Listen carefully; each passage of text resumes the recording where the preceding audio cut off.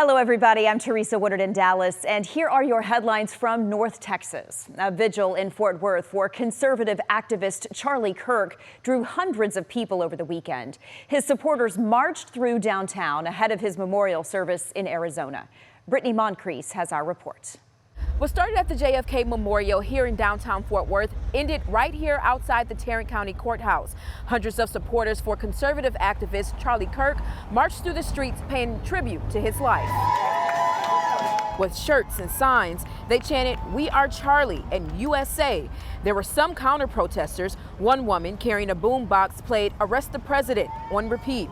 Some local officials, including the Tarrant County Sheriff, took to the podium to talk about Charlie Kirk's life, the need to address political violence, and how they intend to carry out Kirk's legacy.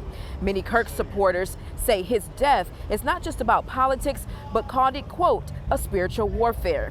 Counter-protesters say they don't condone violence and that they came to the protest to protect their basic rights. The Trump administration is trying to silence the Democrats and trying to silence us from speaking.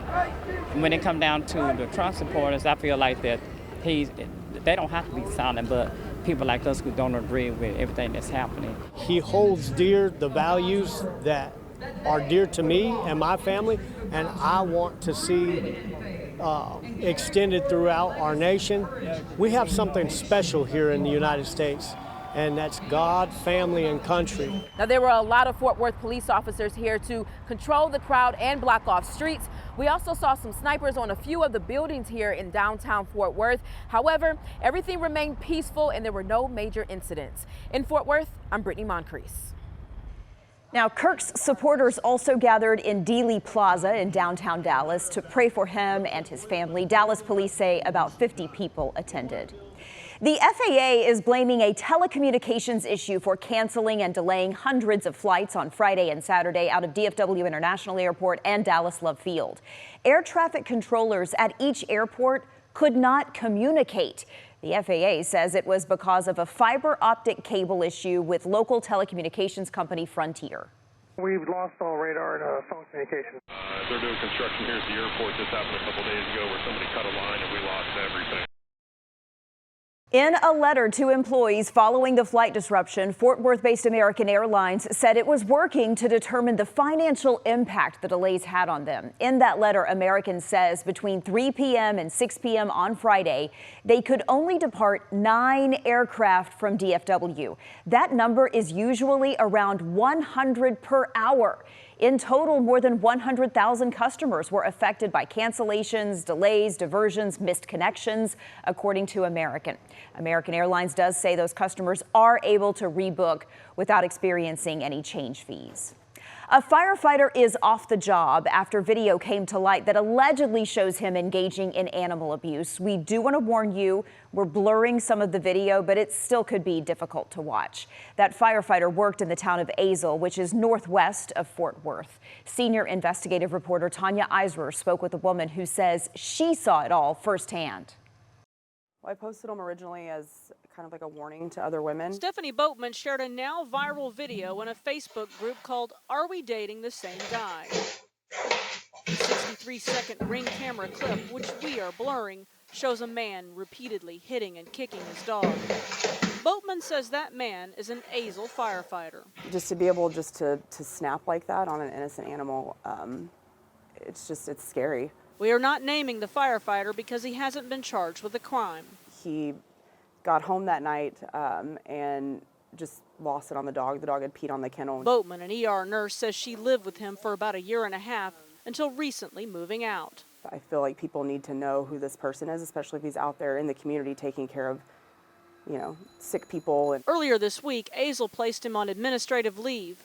Today, the city announced, as of today, the individual is no longer employed by the city of Azle. We understand the strong emotions this situation has stirred, and we wanted to reaffirm our commitment to the safety and well-being of all members of our community. Boatman also posted another video. This one, she says, shows him yelling at his daughter. Why are you lying to me? Stop! I told you yesterday! Stop telling lies! It just shows you, it it just shows you who he is. And at the end of the video, I mean, he just does a complete 180 and answers the phone. Hi, sir, how are you doing? A Fort Worth police spokesman says they're aware of the videos and have opened an ongoing investigation. We called the number belonging to the former firefighter, but he hung up on us. I mean, I'm sure at this point he's probably spiraling, just losing control. I mean, his whole life, his career, everything is crashing down on him. In Azle, I'm Tanya Iser.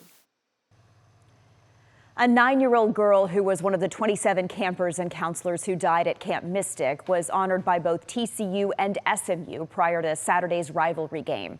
Lila Bonner's parents are alumni of both schools. SMU and TCU posted on social media that despite the rivalry, they want to unite for a bigger cause, highlighting her organization, lilaslight.org. She loved animals, and donations to that organization help pets impacted by natural disasters. By the way, TCU won the final Iron Skillet Showdown, beating SMU 35-24. It's a rivalry that dates back to 1915. But TCU decided to end it in order to boost revenue with more home games, and some fans say they're sad to see this go. Oh, I think it's a great rivalry. It's a shame that it has to end. I think it's sad. They should continue the rivalry. Talk to you about this Iron Skillet, the last one. Well, it shouldn't be the last one. Why not?